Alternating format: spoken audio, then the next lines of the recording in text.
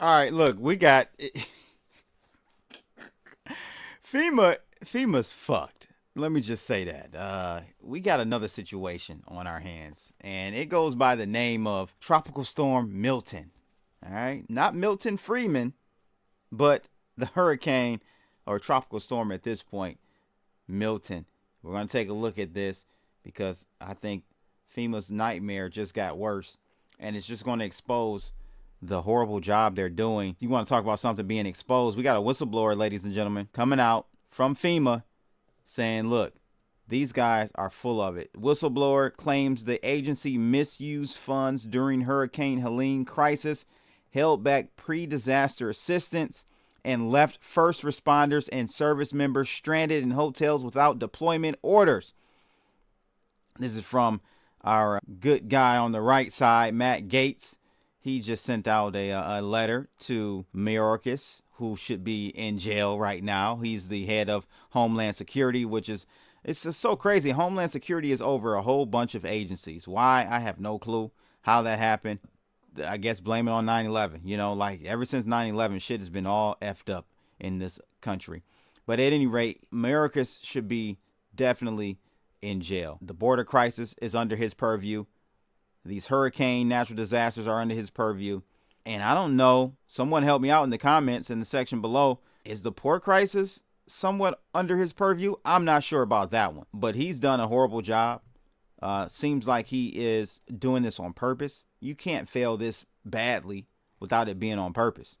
Seriously, you have to try to fail this badly, in my opinion. So we got Congressman Matt Gaetz. He's coming out asking Americans the following questions. What policies and regulations of the Department of Homeland Security and FEMA prevent emergency funds from being wasted on illegal immigrants, including what conditions are placed on grantees of the agency and of FEMA's total budget for fiscal year 2024?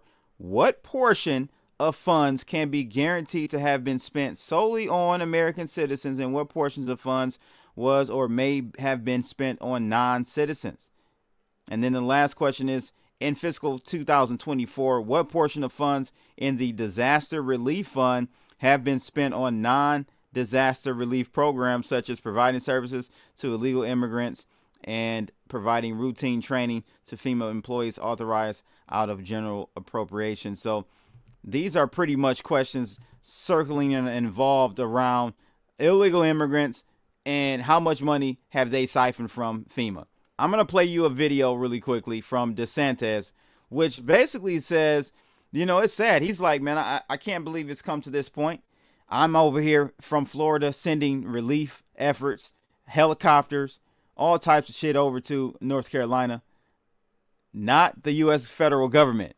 Again, I keep telling you guys, stop giving the U.S. federal government, I'm not talking about state, stop giving the federal government your money. Round of applause for that. If you can't come to that conclusion and understand that something needs to change, there needs to be a Boston Tea Party type situation right now in America, then you need to go somewhere else. You're a freaking NPC. But look at this video, because he essentially says we can't rely on FEMA anymore. We have to take these situations in our own hands and have to be prepared to spend our own money. And FEMA will only be used for maybe getting funding and reimbursement as a bank account after the fact. We can't rely on them because they're too busy bringing illegal immigrants in and sheltering them and putting them up in fancy hotels in New York. I'm just saying. So take a look at this video right here from Fox. But where the president was, and I want, you've shown so much leadership, and your experience with the storm type of situation really shines. And you see Governor Brian Kemp of Georgia, and you see others. You're having to do a lot of this on your own. So when you hear the president of the United States say that he doesn't, first of all, know which storm we're talking about as journalists when we ask about it, and then also that people are happy with what he's done, what is your reaction, Governor?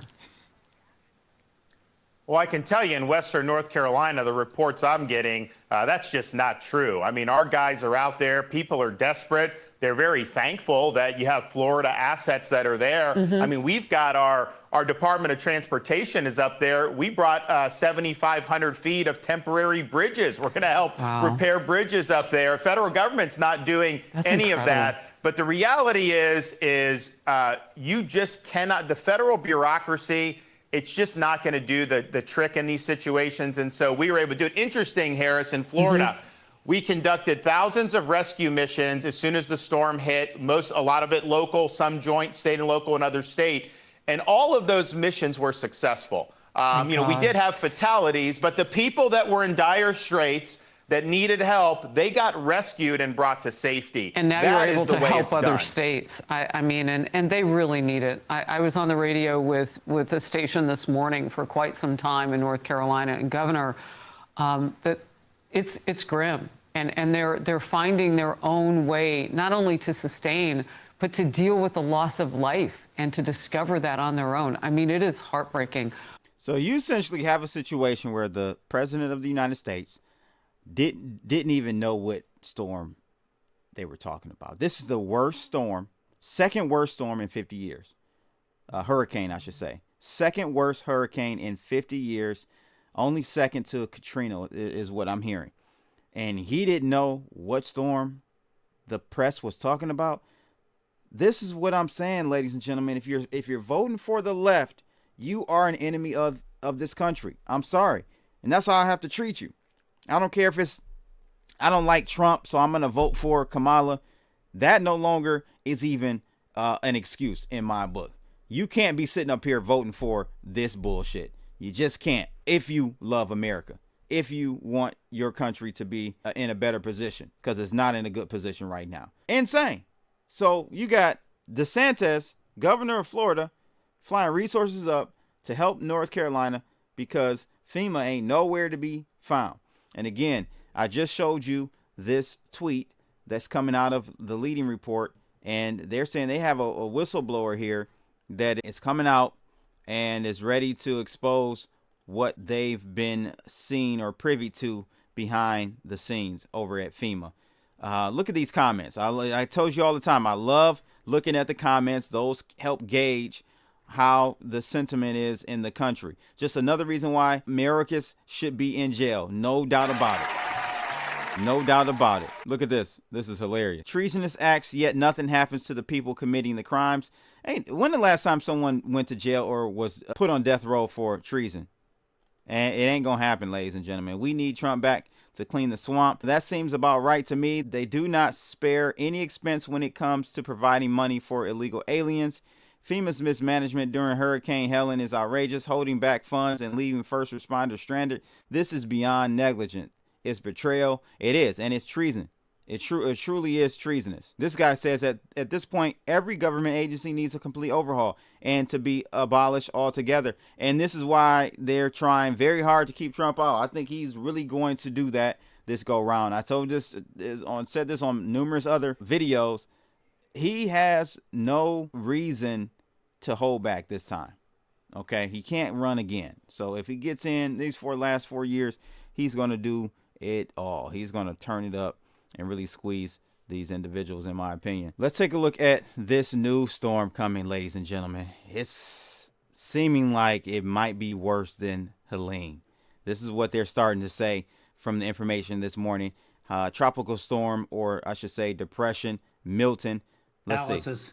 There. And okay, we have the information. Cody's done a great job with the graphics because the data just came in from the Hurricane Center. And boy, there is nothing good here. Let me tell you the headline for the west coast of Florida. This has the potential to be worse than Helene for parts of the west coast. We can't say exactly where, but wherever the center of this comes ashore on the west coast of Florida midweekish to the south, because this is coming straight in. Here is the real news, and that is the cone.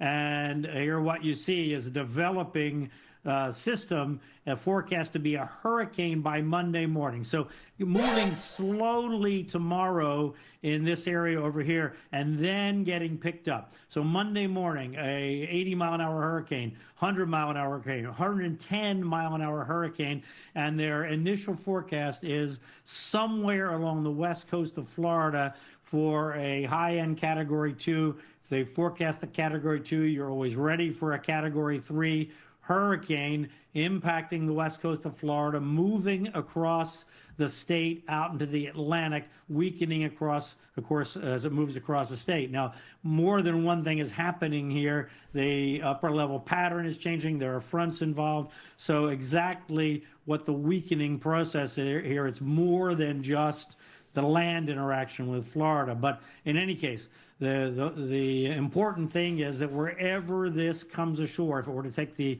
left side of the cone, then we'd be talking about storm surge on the entire west coast of the state. If we're down here somewhere farther south, then the biggest storm surge would be down here. And yes, if this goes in north of Tampa Bay, this is a near worst case scenario for storm surge in Tampa Bay. There you have it. If we head north towards Tampa, a worst case scenario. If we head towards Fort Myers, better for the storm surge. But this is not looking good. This is not looking good. I'll keep my eyes on this for you guys, and we'll see how things pan out. But it's just sad that we're seeing how, and I'm sure we're looking horrible on the world stage. We got a president that doesn't know what storm it is. We got a vice president that doesn't know what to say. She's just a talking head, NPC. We need leadership, and we need an overhaul of this whole system. It is horrible, and it has deteriorated so greatly after Trump left. Can Trump save us? Not really, but optically, and for American camaraderie and just, you know, bringing that kind of American togetherness back, I think we need to see Trump get back in. And not saying he can fix everything, but I just think optically we need someone that has a true leadership back in office. So we'll see what happens with this storm. It definitely is going to be a hurricane. How bad, we'll have to see in the next couple of days. It said it should be hitting landfall Florida area by Wednesday. So I'll keep you updated. But FEMA's broke. They're fucked. And it's just going to be interesting. I'm going to sit back and watch this, man. I can't believe this country has gotten to this point where we're giving more resources to illegal immigrants than our own people. It's time for a change at the federal level. Stop giving your money to the federal government. That's all I got to say. I got a video for you to watch, actually. I'll link it in the description of this video. It was done by an interview by my boy Rice TVX, Chris Rice. And I've sent this to a number of family members. Crazy story. Excellent interview with the man who beat the IRS. He was a former IRS agent, ladies and gentlemen. This is not someone just outside, didn't know what's going on, conspiratorial, got the tinfoil hat on. No, this guy actually worked behind the walls of the IRS, knew the codes from top to bottom, and said, wait a minute, this shit is not constitutional. So he actually went up against them and beat them. He quit. He went up against them in court and actually won, ladies and gentlemen. Joe Bannister is his name. And a crazy story. I want you guys to check out this video. I'll leave a link again in the description below. But that's my two Satoshis. I'll check you guys on the next one. Holla! Yo, it's crypto blood. Detroit flow, screaming from the D, knowing what the show. Indicators are on point. OG since 12, investing in trade, living life.